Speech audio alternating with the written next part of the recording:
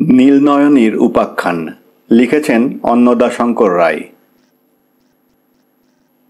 অভূতপূর্ব অভাবনীয় কাণ্ড। বেকসুর খালাসের হুকুম পেয়ে খুনের আসামি কোথায় আনন্দে উদ্বায়ু হয়ে নাচবে তা নয়, সে কিছুক্ষণ বিহ্বলভাবে তাকায়, তারপর হাউ হাউ করে কেঁদে ওঠে, বলে, আপনারা আমার সর্বনাশ করলেন। আমি মুক্তি চাইনি, শাস্তি চেয়েছি। আমি বাঁচতে চাইনি, মরতে চেয়েছি। এই পোড়া মুখ আমি কাকে দেখাবো? এই পোড়া জীবন আমি কেমন করে কাটাবো? কে আমাকে বিশ্বাস করে চাকরি বাকরি দেবে? আপনারা আপনারা আমার সর্বনাশ করলেন। এ হুকুম ফিরিয়ে নিন, ফিরিয়ে নিন। জজ সাহেব অবাক, জুরিরা বিমূঢ়, পাবলিক প্রসিকিউটর স্তম্ভিত। এরা সকলে আদালত থেকে উঠে চলে গেলেন। জজ সাহেব তাঁর চেম্বারে গিয়ে পাবলিক প্রসিকিউটরকে স্মরণ করলেন। তিনি প্রবেশ করতেই সাহেব বললেন, স্যানিয়েল, এ যে হিতে বিপরীত। আমি তো ওকে একেবারে ছেড়ে দিতে চাইনি। চেয়েছিলাম যাতে ফাঁসি না হয়ে দ্বীপান্তর হয়।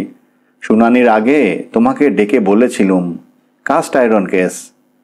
সারদা হলে একে নির্ঘাত ঝুলিয়ে দিত।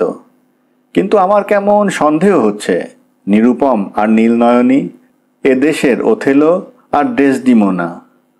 I beg your pardon, Desdemona. এখানে বলে রাখি, জজ সাহেব ইংরেজি উচ্চারণ সম্বন্ধে খাঁটি ইংরেজ ছিলেন। তার নাম চারুচন্দ্র রক্ষিত।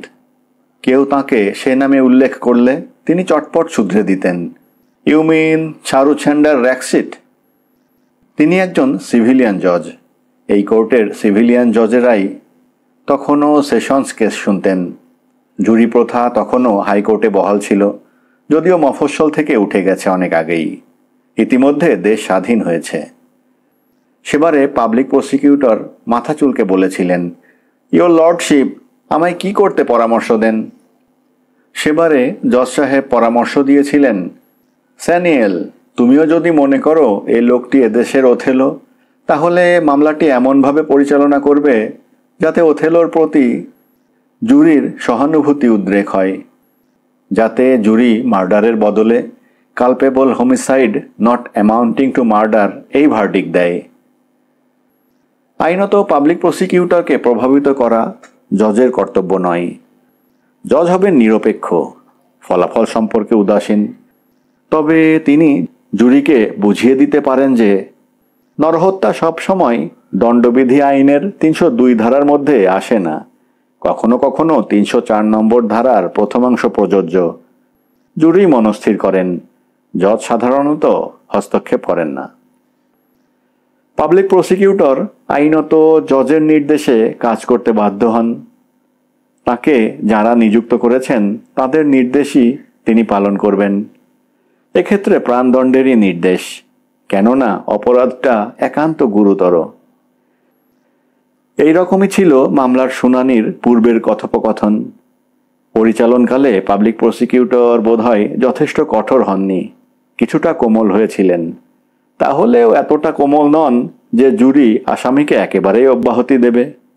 তিনি জজ সাহেবকে বলেন, আমি সরকারকে এখন পরামর্শ দিতে পারি খালাসের বিরুদ্ধে আপিল করতে, তখন রিট্রায়াল হবে। জজ সাহেব হাঁ করে ওঠেন, তাহলে সারদা যে লোকটাকে নিশ্চিত ঝুলিয়ে দেবে? সে সময় সারদাকান্ত সেনগুপ্ত ছিলেন অন্যতম সিভিলিয়ান জজ, আরও সিনিয়র। এর আগে তিনি দায়রার মামলাগুলোর ভারপ্রাপ্ত ছিলেন। হাঙ্গিং জজ বলে তার কুখ্যাতি ছিল।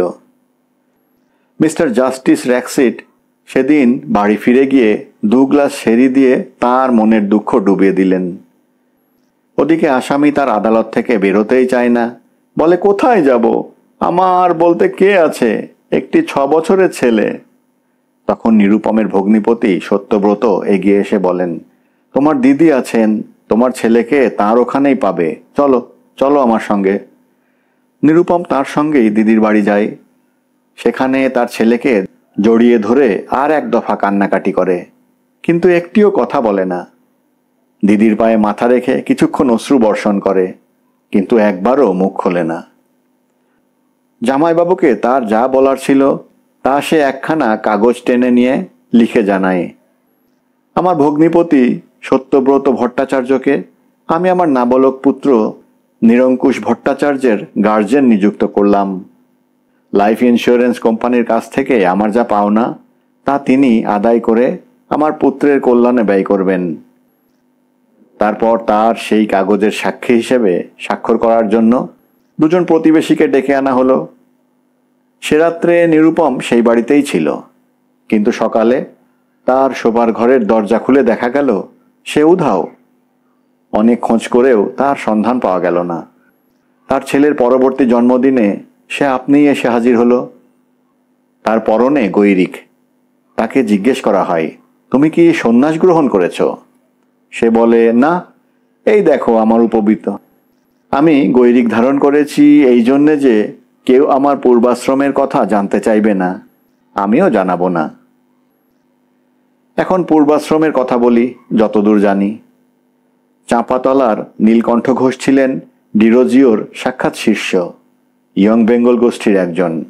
ঘোষ বংশের ধারা ধরে তাঁর পুত্র নীলাম্বরও হিন্দু কলেজে পড়ে। হিন্দু কলেজ যখন প্রেসিডেন্সি কলেজে রূপান্তরিত হয় তখন ধারাবাহিকতা রক্ষা করেন নীলকমল, নীলরতন ও নীলবরণ ঘোষ। নীলবরণের কন্যা নীলনয়নী। ওরা ডিরোজিয়ন বলে পরিচয় দিতেন। সেটা শুধু বাড়ির সদর মহলে।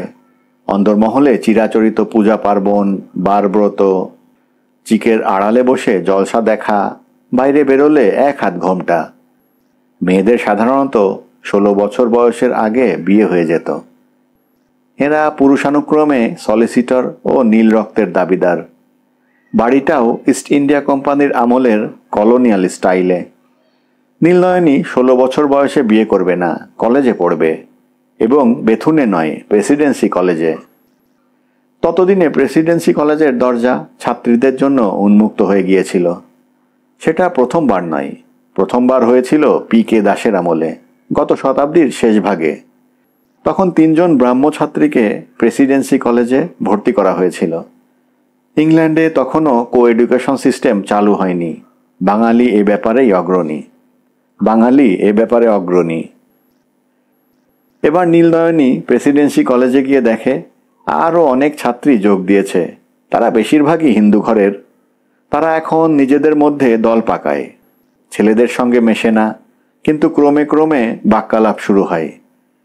নিরুপম ভট্টাচার্য বলে একটি ছাত্রের সঙ্গে নীলনয়নীর বন্ধু সম্পর্ক গড়ে ওঠে। একজন ইংরেজ লেখক বলেছেন, ছেলেতে মেয়েতে বন্ধুত্ব হয় না, যেটা হয় সেটাও এক প্রকার প্রেম। সেটা সাধারণত বিবাহে পরিণত হয় না, থেকে যায় জীবন ভরা হতাশায়। আমাদের নিরুপম ও নীলনয়নী সে কথা জানত না। শুধুমাত্র নীলনয়নীর সঙ্গে একসঙ্গে বসে ইংরেজি পড়ার জন্য নিরুপম ISCর পরে BA পড়ে। ফলে সে ডাক্তার বা ইঞ্জিনিয়ার হতে পারে না। ইকোনমিক্সে অনার্স পড়ে। ইকোনমিক্সে ফার্স্ট ক্লাস অনার্স পায়। এদিকে নীলনয়নী অল্পের জন্য ফার্স্ট ক্লাস পায় না, ইংরেজিতে হাই সেকেন্ড ক্লাস অনার্স পায়। সেইখানে তার পড়াশোনায় ছেদ পড়ে।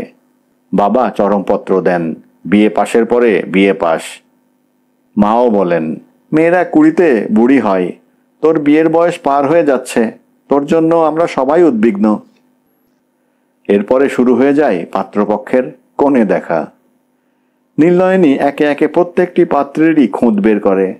বলে, ছেলেটি দেখতে ভালো, কিন্তু কেমন যেন হাবাগোবা, মুখ দিয়ে কথা বেরোয় না।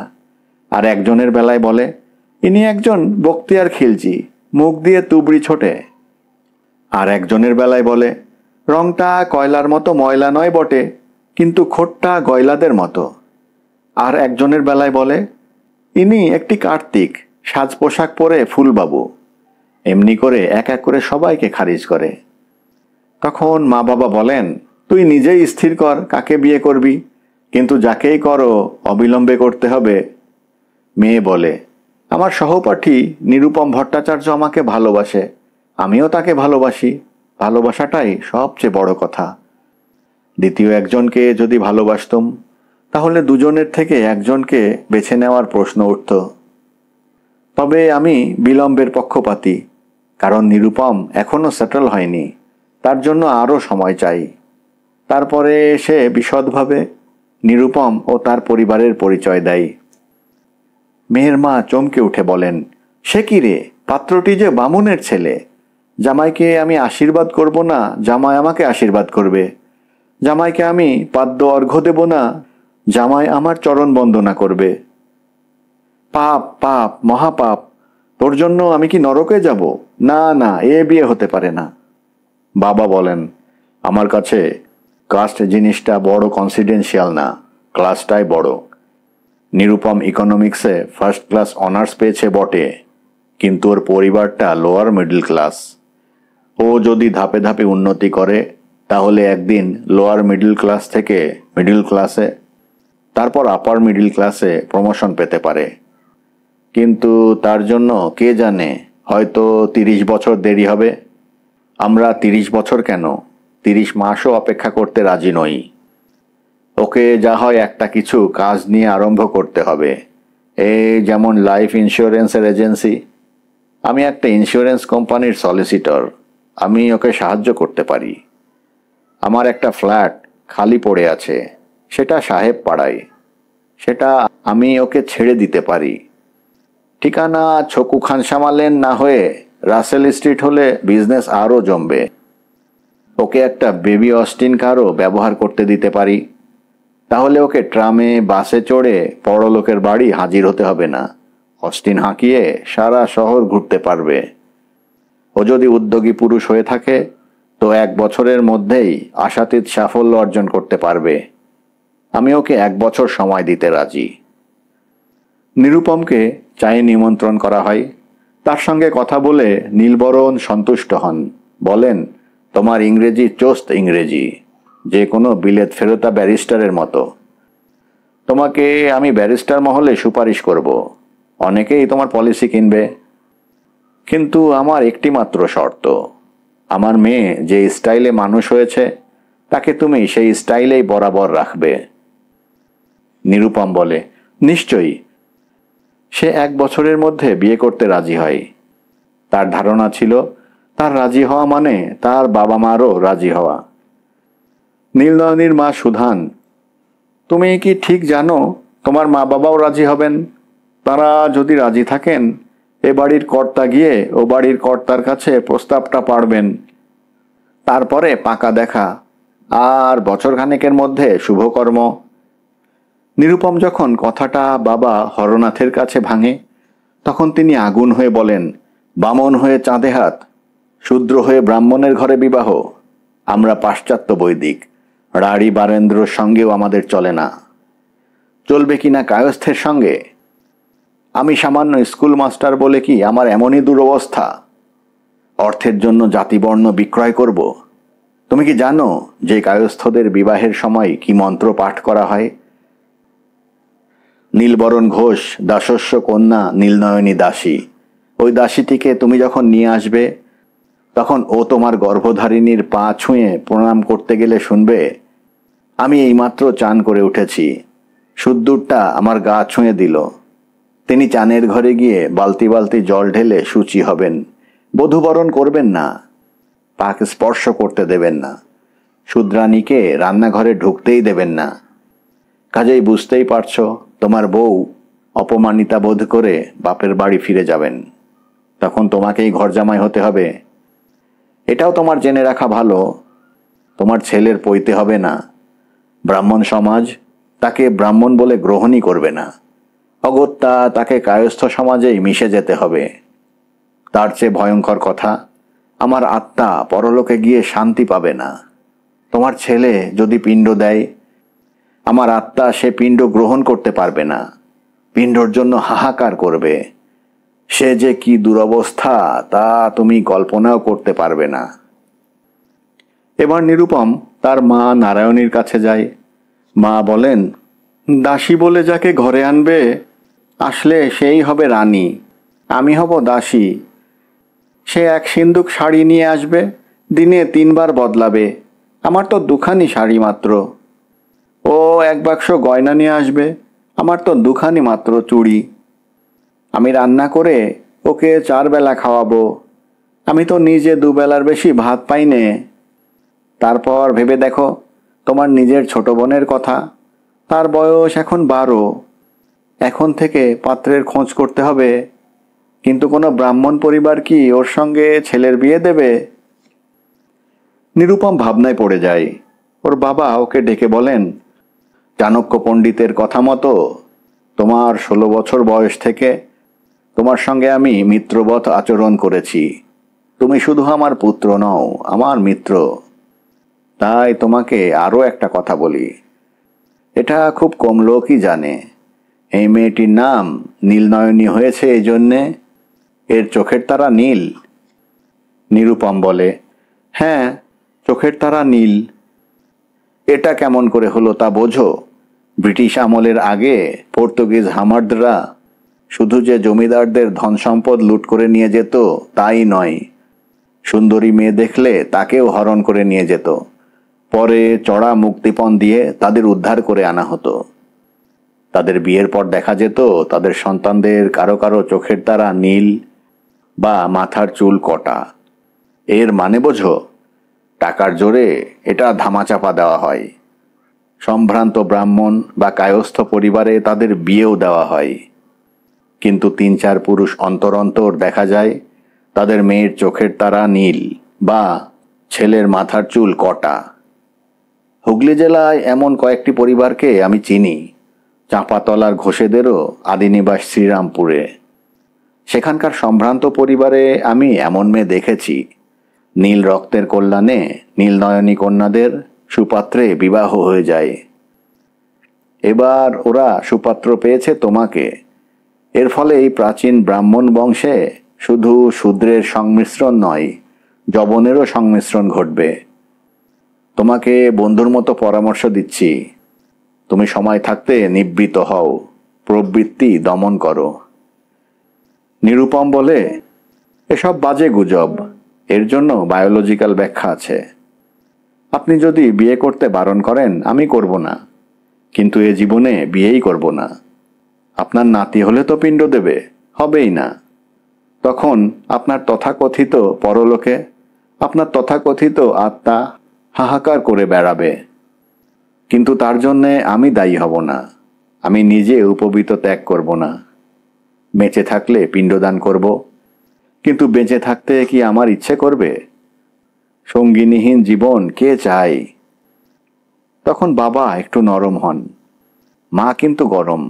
বলেন, তোমার জন্য আমাদের এত গর্ব, তুমি এত বড় বিদ্বান, কিন্তু তোমার জন্য আমাদের লজ্জার সীমা থাকবে না। লজ্জায় আমার মাথা কাটা যাবে।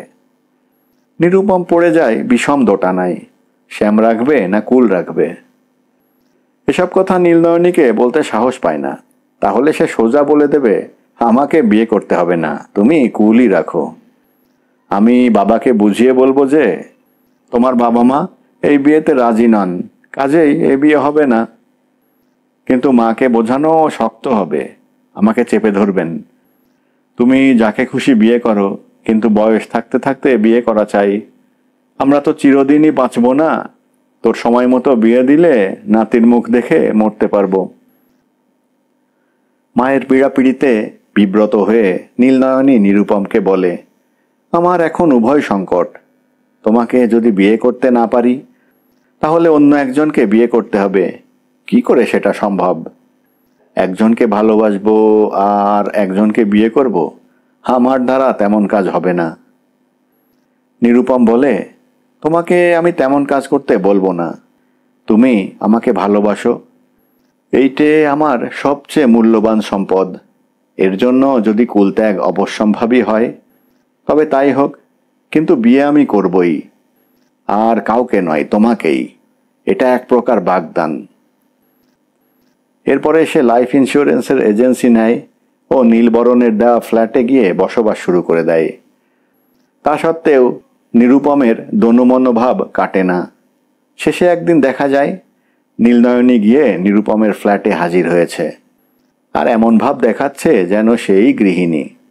রাত্রেও সেখানে থাকতে চায়, থেকেও যায়। তখন নিরুপম বলে, লোকে কি ভাববে? এটা যে বিয়ে না করা লিভ টুগেদার।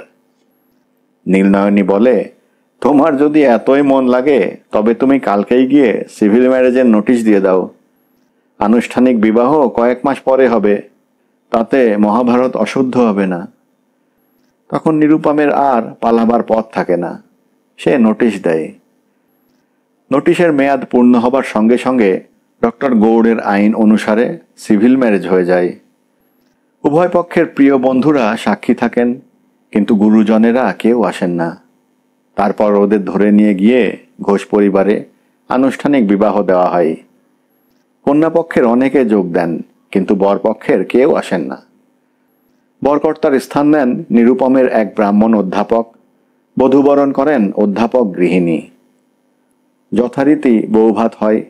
নীলনয়নীর রান্না আমন্ত্রিতরা সকলেই খান ও খেয়ে তারিফ করেন। বিবাহে নিরুপম এক কপর্দকও বরপণ নেয় না। যা দেওয়ার তা নীলবরণ তার কন্যাকেই দেন। তারপর তারা রাসেল স্ট্রিটের ফ্ল্যাটে গুছিয়ে বসে।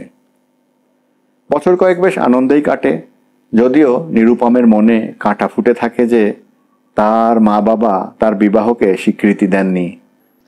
এমন কথাও তার কানে আসে, ওর বাবা নাকি বলেছেন ও যার সঙ্গে আছে সে ওর সহধর্মিণী নয়, সঙ্গিনী। আর মা নাকি মন্তব্য করেছেন, সঙ্গিনী কেন, বলো রক্ষিতা। নিরুপমের ধারণা ছিল, আর ওর বন্ধুরা বলেছিল, একটি নাতি হলে ওর মা বাবা দেখতে আসবেন, ও মেনে নেবেন। কিন্তু তেমন কিছু ঘটে না। কেবলমাত্র তার দিদি কল্যাণী তার জামাইবাবু সত্যব্রতকে খোঁজ নিতে পাঠান। কি হয়েছে, ছেলে না মেয়ে? হিতৈষীরা পরামর্শ দেন, ওরা দেখতে না আসুন, তোমরা গিয়ে দেখা করেও দেখিয়ে আনতে পারো। আর সব মেয়ের মতো নীলনয়নীরও স্বাদ ছিল শ্বশুর শাশুড়ি ননদ দেওরদের নিয়ে ঘরকন্যা করতে। একদিন ওরা বাচ্চাকে নিয়ে হরনাথ বাবুর বাড়ি যায়। দোতলা থেকে দেখতে পেয়ে নিরুপমের বোন সাবিত্রী নিচে নেমে এসে দরজা খুলে বলে, তোমাদের সঙ্গে তো ছাড়াছাড়ি হয়ে গেছে, তোমরা কেন এসেছো? ফিরে যাও।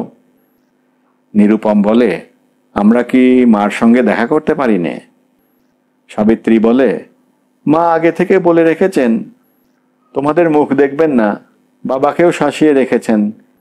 যাক, আমি দেখে রাখলুম, বাচ্চাটি তো বেশ সুন্দর হয়েছে, বলবো বাবা মাকে এ কথা। কি নাম রেখেছ? নিরঙ্কুশ। ও বড় হলে হিটলার কি স্টালিন হবে। এরপর ওরা আর ওমুখ হয় না, সময়ের উপর ছেড়ে দেয়। বছর কয়েক বাদে নিরুপমের দুর্দিন আসে। স্বাধীনতার পরে বিলিতি কোম্পানিগুলো ব্যবসা গুটিয়ে নিতে আরম্ভ করেছে।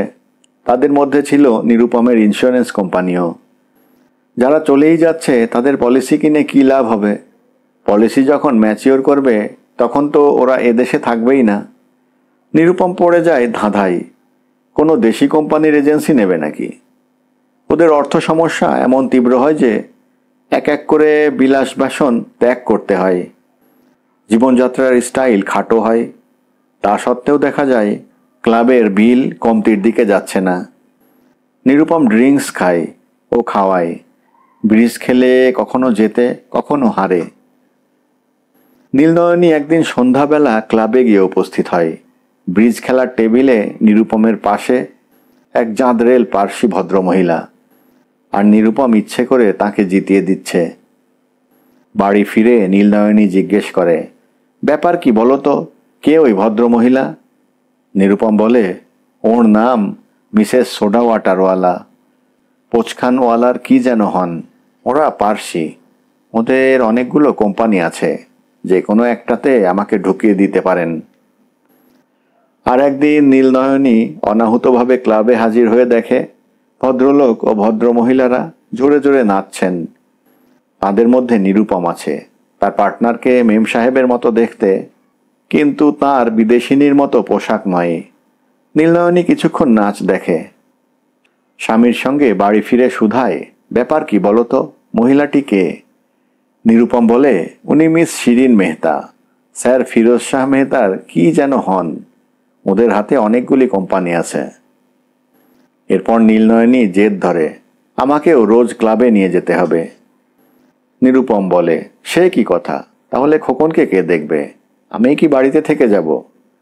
তখন নীলনয়নী বলে, তাহলে বাড়ি থাকো, আমি তোমার সঙ্গে গ্রামোফোনের রেকর্ড বাজিয়ে নাচব। সেদিন তোমার স্টেপগুলো মোটেই বাজনার সঙ্গে ম্যাচ করছিল না। ব্লু ডানিউব ওয়ালটসের স্টেপস মোটেই ওরকম নয়। আমিও একসময় লেসন নিয়েছিলাম। তখন কথা চলছিল এক বিলেত ফেরতা ব্যারিস্টারের সঙ্গে বিয়ের। কিন্তু বাড়িতে থেকে নিজের স্ত্রীর সঙ্গে নাচের জন্য নিরুপমের একটুও উৎসাহ ছিল না।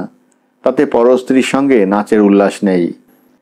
আর ব্রিজ খেলার কি জানে নীলনয়নী। এমনি করে দুজনের মধ্যে মনোমালিন্য শুরু হয়। নিরুপম একদিন বলে, তোমার জন্য আমি কুল ত্যাগ করেছি, তাই কি যথেষ্ট নয়? ব্রিজ ত্যাগ করতে হবে, ক্লাব ত্যাগ করতে হবে, ড্রিঙ্কস ত্যাগ করতে হবে। তুমি আমার জন্য কি ত্যাগ করেছ? নীলনয়নী এর কোনো জবাব খুঁজে পায় না, আহত হয়। বলে, তাহলে তুমি আমাকেও ত্যাগ করো। এভাবে দাম্পত্য কলহ বেশি দিন থাকে না। ছেলেকে নিয়ে ওরা আবার সুখী সংসার গড়ে তোলে, কিন্তু খরচ তো কিছুতে কমতে চায় না। তখন নীলনয়নী একদিন বলে, আজকাল দুটো ইনকাম ছাড়া সংসার চলে না, স্বামীর ইনকাম আর স্ত্রীর ইনকাম। আমাকে তুমি অনুমতি দাও, আমিও একটা চাকরির সন্ধান করি। নিরুপম বলে, তা কি হয়, বংশমর্যাদা ক্ষুণ্ণ হবে যে, আমারও তোমারও। বরঞ্চ স্টাইল একটু খাটো হোক, কিন্তু বংশমর্যাদা খাটো হওয়া উচিত নয়। কয়েক মাস পরে নীলনয়নী আবার জেদ ধরে। সে চাকরির খোঁজে বেরোবে। রাধুনীকে ছাড়িয়ে দিয়েছে, সে নিজে রাঁধছে। এরপর কি আয়াকে ছাড়িয়ে দিতে হবে? নিরুপমের জন্য পার্সিরা কেউ কিচ্ছু করেননি। সে কোন মুখে নীলনয়নীকে নিরস্ত করবে? কিছুদিন বাদে অল ইন্ডিয়া রেডিওতে একটা সাময়িক ভ্যাকেন্সি হয়। আবেদন করা মাত্র নীলনয়নী কাজটা পেয়ে যায়। নিরুপম তো অবাক। সে বলে, দেখো, রেডিও স্টেশনটা হলো যত রাজ্যের বাউন্ডুলেদের আড্ডা। সেখানে গিয়ে তুমি ওদের সঙ্গে মিশবে, তোমার নামে গুঞ্জন উঠবে। কি দরকার গুটি কতক টাকার জন্য মর্যাদাহানি? নীলনয়নী বলে, গুটি কয়েক টাকা যে আমার বিশেষ দরকার। আর বাউন্ডুলে যাঁদের বলছো, তারা কলকাতার বিশিষ্ট গায়ক গায়িকা, লেখক, নাট্যকার। সে তার বাদক। ওদের সঙ্গে মিশলে তুমিও কালচার্ড হতে। নিরুপম ভুল বোঝে, বলে, আমি কালচার্ড নই, ওরা কালচার্ড। নীলনয়নী মাফ চায়, বলে, আমি ও কথা বলিনি, আমি শুধু বলতে চেয়েছি আমি নিজে কালচার্ড হয়েছি। নিরুপম সাবধান করে দিয়ে বলে, ওদের প্রাইভেট লাইফ মোটেই নিষ্কলুষ নয়, পাঁকের ছিটে তোমারও গায়ে লাগবে। এরপর ওদের কারো কারো সঙ্গে জড়িয়ে নীলনয়নীর নামে বেনামি চিঠি আসতে থাকে। কোনো কোনো চিঠি ডিরেক্টর পর্যন্ত পৌঁছয়। নীলনয়নী আশা করেছিল রেডিওতে টিকে যেতে পারবে, কিন্তু ওরা ওকে বাদ দিয়ে অন্য ব্যবস্থা করেন। নিরুপম বলে, আমি জানতাম তোমার জন্য যাদের চাকরি হয়নি তারা ঈর্ষায় জ্বলছিল। তুমি আমাকে কিছু সময় দাও, আমি ইনকাম বাড়াবো। কিন্তু নীলনয়নীর রোখ চেপে গিয়েছিল যে সেও প্রমাণ করে দেখাবে সে উপার্জন করতে পারে। সে প্রেসিডেন্সি কলেজের হাই সেকেন্ড ক্লাস ইংরেজি অনার্স পাওয়া ছাত্রী, অন্য কারো চেয়ে কম কোয়ালিফাইড নয়। ট্রাভেল এজেন্সিতে ওর মতো মেয়েরা কাজ করছে, কেউ কেউ হোটেলের রিসেপশনিস্ট। সরকারি দপ্তরেও মেয়েরা হানা দিচ্ছে, যথেষ্ট সম্মানও পাচ্ছে।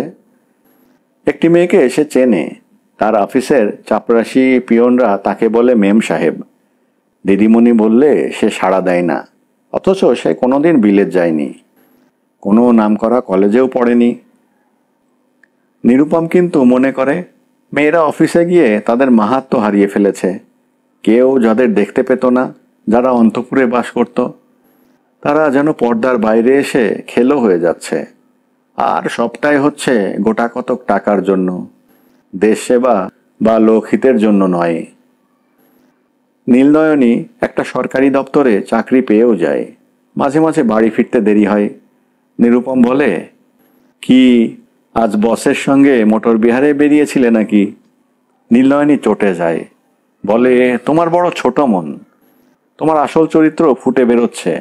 মনুর মতো তুমিও মনে করো নয় স্ত্রী স্বাতন্ত্র্যম অহর্তি। মেয়েরা কেউ স্বাধীনতার যোগ্য নয়, অথচ দেশে স্বাধীনতা সংগ্রামে কত মেয়ে ঝাঁপিয়ে পড়েছে। মনোমালিন্য ক্রমে আরও তীব্র হয়। নিরুপম অভিযোগ করে তার ছেলেটি অবহেলিত হচ্ছে।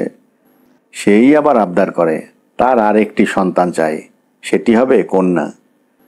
নীলনয়নী বলে, তুমি কখনো গর্ভধারণ করনি, সন্তান প্রসবের যে যন্ত্রণা তাও তোমার অজানা। কেউ কেউ তো আতুর ঘরেই মারা যায়। আমার তো রীতিমতো ভয় করে আবার মা হতে। তোমার কি, তুমি আবার বিয়ে করবে, এবার ব্রাহ্মণ কুলে। আমার এই ছেলেটি ভেসে যাবে। এর ঠাকুরদা থাকতেও ঠাকুরদা নেই, ঠাকুমা থাকতেও ঠাকুমা নেই, পিসি থাকতেও পিসি নেই, খুড়ো থাকতেও খুড়ো নেই। এর মাতৃকুলে যারা আছে তুমি তো তাদের কাছে একে যেতে দিচ্ছ না, দেবেও না। নিরুপম শুধাই, তুমি কি আর কখনো তাহলে মা হবে না? নীলনয়নী বলে, আপাতত না, আগে সেটেলড হই। 4-5 বছর পরে তোমাকে আর একটি সন্তান উপহার দিতে পারি, কিন্তু সে যে কন্যাই হবে এমন কথা দিতে পারবো না। নিরুপম হেসে বলে, কেউ দিতে পারে না। আচ্ছা, তোমাকে মা হবার জন্যে চাপ দেব না, কিন্তু তা বলে কি এই মাঝখানটার সময়টা আমি তোমার সঙ্গে শুতে পারবো না? আমাকে ব্রহ্মচারী হতে হবে? নীলনয়নী একটু ভেবে বলে, আমি বুঝতে পারছি তুমি কি চাও। আমি তোমাকে ডিনাই করব না, কিন্তু তোমাকে এই কষ্ট করে সরঞ্জাম ব্যবহার করতে হবে। আজকাল তো সকলেই তা করছে।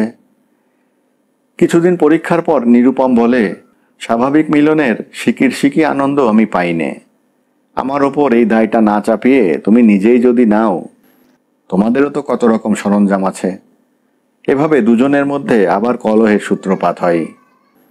একদিন নীলনয়নী বলে, এর একমাত্র সমাধান স্টেরিলাইজড হওয়া। আমি রাজি আছি, তুমি যখন খুশি তখন আনন্দে করিবে পান সুধা নিরবধি। আমারও আর সন্তান ধারণের আতঙ্ক থাকবে না। নিরুপম গম্ভীর হয়ে বলে, তার মানে আমি দ্বিতীয় সন্তানের মুখ আর দেখতে পারবো না? নারী সৃষ্টি হয়েছে যার জন্যে তার নাম মাতৃত্ব। মহামতি হিটলার বলেছেন নারীর জগৎ হচ্ছে কুখে, কিন্ডের, কিরখে। সোজা বাংলায় রান্নাঘর, আতুর ঘর, ঠাকুর ঘর। তুমি যদি আর কখনো আতুর ঘরে না যাও তবে তোমার নারী জন্ম বৃথা। নীলনয়নী হাসে, আমি তো বললুম তুমি আর বছর 4-5 সবুর করো। আতুর ঘর তো আমি যাবই, শুধু মাঝখানকার কটা বছর বাদ যাবে। তবুও তোমাকে ব্রহ্মচারী হতে বলছি নে, আজকাল সবাই যা করে তুমিও তাই করবে। এটা এখন কমন প্র্যাকটিস। নিরুপম মোটেই সন্তুষ্ট হয় না। সে সরঞ্জাম ব্যবহার করা ছেড়ে দেয়। তখনকার মতো এই সমস্যা অমীমাংসিত থাকে। নীলনয়নী একাই যা করার করে, কিন্তু তার মন থেকে আশঙ্কা যায় না। অনেক দিন থেকে সে আলাদা শুতে অভ্যস্ত। সেটা শিশুর জন্য। শিশু বড় হওয়ার পরেও দেখা যায় সে একলাই শোয়, স্বামীকে প্রশ্রয় দেয় না। একদিন নিরুপম ওর শোবার ঘরে ঢুকে ওকে একটি চমক দেয়। কোনো রকম সাধাসিধে না করেই উপগত হয়। তখন নীলনয়নীও একটা পাল্টা চমক দেয়। সে তার সমস্ত শক্তি দিয়ে এমনভাবে প্রবেশপথ রোধ করে যে নিরুপম ব্যর্থ হয়। রাগ করে নিরুপম বলে, এর ক্ষমা নেই। নারী সবসময়ই পুরুষকে প্রবেশপথ ছেড়ে দেবে, এটাই নিয়ম। তুমি আমাকে আজ ইম্পর্টেন্ট বানালে। খাট থেকে নেমে যায় নিরুপম। এরপর দেখা যায় নীলনয়নী রোজ শোবার ঘরে খিল দেয়। নিরুপম মনের রাগ মনে পুষে রাখে। কিছুদিন পরে ওদের টাকার টান পড়ে। নিরুপম অনেক চেষ্টা করেও অর্থ সংগ্রহ করতে পারে না। তখন নীলনয়নী কোনোখান থেকে 5,000 টাকা নিয়ে আসে। নিরুপম বলে, টাকাটা কোথায় পেলে? বাপের বাড়ি থেকে? আমি বিয়ের সময় পণ নিইনি, পণ প্রথায় বিশ্বাস করি নে। বাপের বাড়ি থেকে টাকা নিলে সেটা প্রকারান্তরে বরপণ। নীলনয়নী তাকে আশ্বস্ত করে, বাপের বাড়ি থেকে টাকা নিয়েছি গোপালদার কাছ থেকে। তিনি বলেছেন পেয়েবল হোয়েনেবল। গোপালদা ছিলেন একজন গান্ধীপন্থী কংগ্রেস নেতা, বারবার জেল খেটেছেন, চিরকুমার, আর অনেক টাকা। তিনি সেই টাকার ট্রাস্টি। কাজেই কেউ চাইলেই দরাজ হাতে দিতেন, ফেরত চাইতেন না। কেউ ফেরত দিত, কেউ দিত না। নিরুপম ক্ষুব্ধ হয়, বলে খদ্দেরের ভেগ ধরে যত সব ভণ্ড সন্ন্যাসী। ব্রহ্মচারী নয়, বামাচারী। তোমার দাদা যা দিয়েছে তা দাদন, একদিন শোধ করতে হবে যৌবন দিয়ে। নীলনয়নী ভীষণ ক্ষেপে যায়, বলে আমি তোমার সঙ্গে ঘর করতে চাই নে, কালকেই চলে যাচ্ছি। নিরুপম বলে, যাচ্ছ যাও, কিন্তু খোকনকে নিয়ে যেও না। খোকন আমার বংশধর, ভট্টাচার্য বংশের সন্তান। নীলনয়নী বলে, তাহলে তুমি ওকে ভট্টাচার্য বাড়িতে রেখে এসো। ও তোমার সঙ্গে একলা এ বাড়িতে থাকতে পারে না, আয়া ওকে মেরে ফেলবে। নিরুপম চুপ করে শোনে। ভট্টাচার্য বাড়িতে নিয়ে যাওয়ার মতো মুখ তার আর নেই। আর আয়ার জিম্মাই ওকে ফ্ল্যাটে রাখতেও অনিচ্ছা। ও তো সত্যিই চায়নি যে নীলনয়নী চলে যাক। ওদিকে নীলনয়নী যাওয়ার জন্য জিনিসপত্র গোছাচ্ছে, আলাদা করে গুছিয়ে রাখছে খোকনের জিনিসপত্র। ওদের এই ঝগড়া মিটিয়ে দেওয়ার জন্য কেউ একজন মধ্যস্থ করলে ভালো হতো। নিরুপম তার দিদি কল্যাণীর বাড়ি গিয়ে বলে, তুমি কি আমার ছেলেকে কিছুদিনের জন্য আশ্রয় দিতে পারবে? দিদি সব কথা শুনে বলেন, দুই বংশের ঝগড়া অনেক দূর গড়িয়েছে। তুই তোর বউ ও ছেলেকে নিয়ে শ্বশুর বাড়ি যা, দুজনকে ওখানে রেখে আয়। মায়ের সঙ্গে ছেলের বিচ্ছেদ ঘটাতে যাস নে। জামাইবাবু সত্যব্রত ভট্টাচার্যও সেই একই পরামর্শ দেন। নিরুপম নীলনয়নীকে বলে, চলো তোমাকে বাপের বাড়ি রেখে আসি, খোকনও তোমার সঙ্গে যাবে। নীলনয়নী মুখ ঝামটা দিয়ে বলে, তুমি আমাকে বন্দি করে রেখেছ, বাঁদির মতো খাটিয়েছ। আমি ঘর ঝাঁট দিয়েছি, বাসন মেজেছি, তোমার জুতো পালিশ করেছি, তোমার সেবার জন্য কি না করেছি। অথচ তুমি আমাকে বলেছ আমি রোজ 5খানা সাবান কেন ব্যবহার করি। একখানা হাত ধোয়ার জন্য, একখানা গা ধোয়ার জন্য, একখানা শৌচের জন্য, একখানা বেবির জন্য, একখানা কাপড় কাচার জন্য। আচ্ছা, এর কমে কোনো ভদ্রমহিলার চলে? অথচ তুমি নিজে রোজ 1 টিন সিগারেট খাবে, 1 প্যাকেটে তোমার কুলোবে না। তোমাকে নিয়ে আমি হদ্দ হয়েছি, আর সহ্য করতে পারছি না। আমার সঙ্গে যাবে বলছো? সেখানে গিয়ে তুমি থাকবে আমার সঙ্গে, না ছেড়ে চলে আসবে? নিরুপম চুপ করে থাকে। নীলনয়নী বলে চলে, আমি বুঝতে পেরেছি, এটা ইবসেনের ডলস হাউস। তুমি আমাকে নিয়ে নোরার মতো খেলা করেছ, একটুও ভালোবাসনি, পুতুল করে রেখেছ। আমাকে বাইরে বেরোতে দাওনি। যখন আমি বাইরে বেরোলাম আমাকে সন্দেহ করলে, পাছে আমি পরপুরুষের প্রেমে পড়ি। অথচ আমি তোমায় সন্দেহ করিনি। ক্লাবে গিয়ে আমাকে না জানিয়ে তুমি পরনারীদের সঙ্গে ডান্স করেছ। তুমি যদি আমার সঙ্গে যেতে চাও তো চলো, কিন্তু 2 দিন বাদে ছেড়েই যদি চলে আসবে তো শুধু শুধু যাওয়া কেন? আমার ভাবনা তোমার জন্য নয়, খোকনের জন্য। তোমার সবই আছে, ওর কেউ নেই। আমার সঙ্গে গেলে দাদামশাই পেত, দিদিমা পেত, মাসি পেত, মামা পেত, ভাই বোনও পেত, কিন্তু ওরা সবাই শূদ্র। তোমরা ওদের ঘৃণা করো। নিরুপম প্রতিবাদ করে বলল, না না নেলি, আমরা ঘৃণা করি না, ওটা তোমার ভুল ধারণা। আমি তোমাদের ওখানে থাকতে চাই না, পাছে লোকে বলে আমি ঘোষেদের ঘর জামাই। তাতে আমার আত্মসম্মানে লাগবে, পুরুষ মানুষের আত্মসম্মানই সব। নীলনয়নী বলে, নারীরও আত্মসম্মান আছে। আমাকে আমার ন্যায্য অধিকার থেকে বঞ্চিত করা হয়েছে কেন? শ্বশুরবাড়িতে একটা রাতও আমি থাকতে পারিনি। সাবিত্রী কিভাবে আমাকে ফিরিয়ে দিল, যেন সমস্ত বাড়িটা অপবিত্র হয়ে যেত। এইসব লোয়ার মিডল ক্লাস মানুষদের সঙ্গে বাস করলে আমিই অপবিত্র হয়ে যেতুম। আমাকেই দিনে 3 বার সাবান মেখে চান করতে হতো। না নিরুপম, এর কোনো ক্ষমা নেই। আজকের দিনে এ ব্যবহার অমার্জনীয়। ওরা আমাকে রিকগনাইজ করেনি, আমিও ওদের রিকগনাইজ করব না। আমার শুধু ভাবনা, আমার বাচ্চাটার কি হবে? নিরুপম ভেতরে ভেতরে জ্বলে, উত্তর ভেবে পায় না। মাথায় খেলে যায় হিটলারের উক্তি, ফাইনাল সলিউশন। ইহুদিদের বেলায় তিনি যা প্রয়োগ করেন। এরপর নিরুপমকে ঠিক প্রকৃতিস্থ বলা যায় না। আসলে লোকটা খারাপ নয়, কিন্তু যে কাজটা করে সে কাজটা খারাপ। সে রাত্রে নীলনয়নী শোবার ঘরের দরজায় খিল দিতে ভুলে গিয়েছিল। রাতের মাঝখানে নিরুপম গিয়ে ওর পাশে শোয়। ওর ঘুম ভেঙে যায়। এক হাতে নিরুপমের গলা জড়িয়ে ধরে ও বলে, ডার্লিং, তোমাকে ছেড়ে কি আমি থাকতে পারি? 2 দিন বাদে ঠিক ফিরে আসব। এই বলে সে আবার ঘুমিয়ে পড়ে। সকালবেলা যারা ওর ঘরে ঢোকে তারা দেখতে পায় নিরুপম নীলনয়নীর পায়ে মাথা খুঁড়ে কাঁদছে ও বলছে, নেলি, আমায় ক্ষমা করো, আমি তোমায় মারতে চাইনি, তুমি বেঁচে ওঠো। খবর পেয়ে পুলিশ এসে ওকে ধরে নিয়ে যায়। পোস্টমর্টেমে ধরা পড়ে নীলনয়নীর গলায় আঙুলের দাগ। ফরেন্সিক পরীক্ষায় সেই দাগ মিলে যায় নিরুপমের আঙুলের ছাপের সঙ্গে। নিরুপম পুলিশকে বলেছিল ঘটনাটা ঘটে গেছে ঘুমের ঘোরে। পরে ম্যাজিস্ট্রেটের আদালতে তার স্বীকারোক্তি প্রত্যাহার করে। প্রত্যক্ষদর্শী ছিল না, কিন্তু সার্কামস্টেন্সিয়াল এভিডেন্স নিরুপমের বিপক্ষে যায়। চিফ মেট্রোপলিটন ম্যাজিস্ট্রেট এনকোয়ারির পর ওকে দায়রায় সোপর্দ করেন। বিচার হয় হাইকোর্টের সেশনস বিভাগে, জুরির সাহায্যে বিচার। জুরি কেন যে ওকে অব্যাহতি দিল সেটা রহস্য থেকে যায়। নিরুপম সেই যে উধাও হলো, তারপরে বছরে একবার আসতো তার ছেলের জন্মদিনে, এক রাত থাকতো, তারপর আবার নিরুদ্দেশ। নিরঙ্কুশ যখন সাবালক হয়ে তার মাতুলালয়ে চলে যায়, তখন থেকে নিরুপম আর ছেলের জন্মদিনে আসে না, শুধু একখানা পোস্টকার্ড পাঠিয়ে দেয়। তাতে শুভকামনা জানায়, কিন্তু ঠিকানা দেয় না। ডাকঘরের মোহর থেকে জানা যায় সে কখনো হরিদ্বারে, কখনো দ্বারকায়, কখনো শ্রীরঙ্গমে, কখনো কাঞ্চিপুরমে, কখনো বেনারসে, কখনো পুরীতে। 7-8 বছর বাদে পোস্টকার্ড আসা বন্ধ হয়ে গেল। তাহলে কি সে মৃত? তারও কোনো নিশ্চয়তা নেই।